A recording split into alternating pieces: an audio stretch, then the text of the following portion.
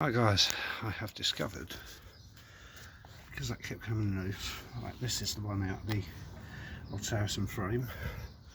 It's actually a proper headset, crankset. So I found a tool that undoes it.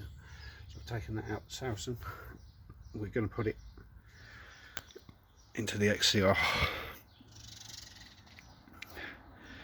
So hopefully we'll get back to riding.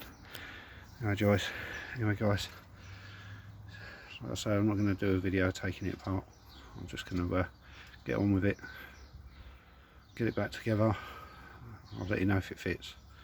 Anyway, don't forget, hit that like and subscribe button. Stay safe, enjoy riding.